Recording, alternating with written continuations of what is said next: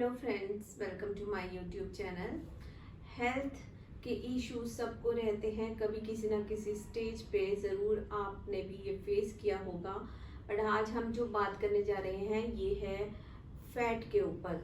जी हाँ, अगर हम फैटी हैं तो डेफिनेटली हम लोग बहुत सारी प्रॉब्लम्स, बहुत सारे ताने सुनते हैं। आज की जो मैं स्टोरी आपके साथ शेयर करने वाली हूँ ये एक ऐसी लेडी की है जो अब आज की डेट में बहुत खुश हैं अपनी हेल्थ को लेके, लेकिन उन्होंने एक टाइम ऐसा फेस किया था कि वो सुसाइड तक कमिट करने वाली थी।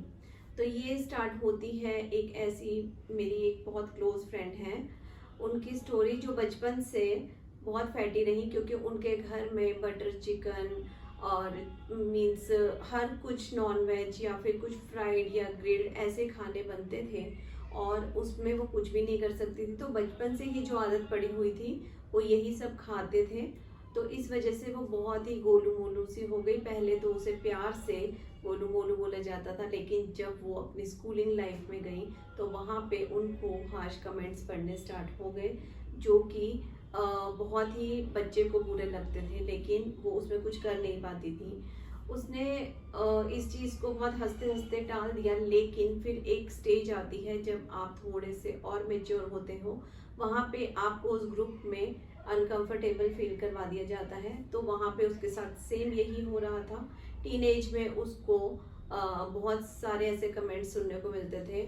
लड़कियाँ लड़के उसको कुछ ना कुछ उल्टा सीधा कमेंट देते थे।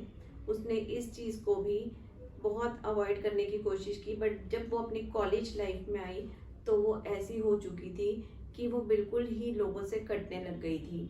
कॉलेज लाइफ में उसने लोगों से बात करना छोड़ दिया था और वो बहुत ही कटी कटी सी रहती थी, एक ही कमरे में बंद रहती थी और आगे जाके वो डिप्रेशन की शिकार हो गई। और उसके बाद उसका ट्रीटमेंट जब शुरू कराया गया तो ये पता चला कि ये डिप्रेशन की पेशेंट बन चुकी है, जस्ट बिकॉज ऑफ उसका जो मोटापन था उसकी वजह से। लोग उसे कमेंट्स देते जाते थे, लेकिन लोगों को ये समझ में नहीं आता है जब वो किसी को कमेंट पास करते हैं कि वो कहाँ तक किसी के दिमाग में जाता है। लोग तो बस हंस के एक चीज़ बोल देते हैं, उसके बाद उस बंदे के ऊपर क्या बीतती है ये कोई नहीं समझता।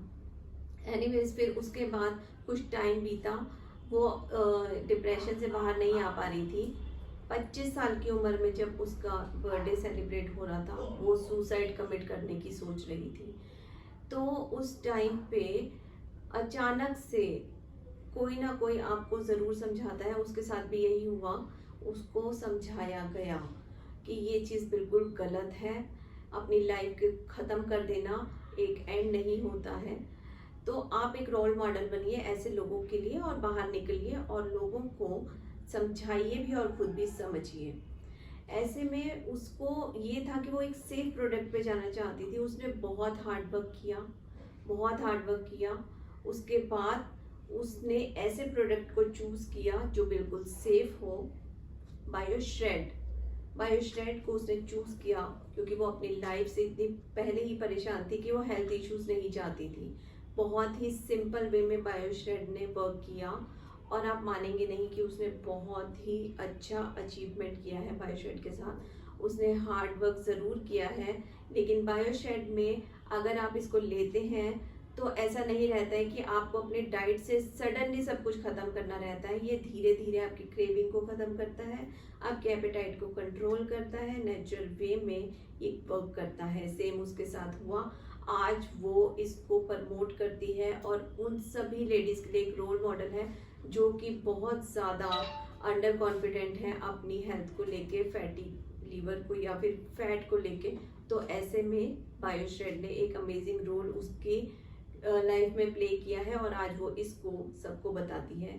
तो अगर आप भी इसके बारे में और ज़्यादा ब्रीफ में जानना चाहते हैं तो डिस्क्रिप्शन में एक लिंक है, जाके आप उस वीडियो को पूरा देखिए और समझिए इसको और भी ब्रीफ से। अगर इसको आप ऑर्डर करना चाहते हैं तो कॉलिंग नंबर भी है, आप ऑर्डर कर सकते हैं। तो नेक्स्ट वीडियो में मैं आपके साथ मिलती हूँ ऐसे ही एक इंस्पिरेशनल स्टोरी के साथ। Till then take care, bye bye.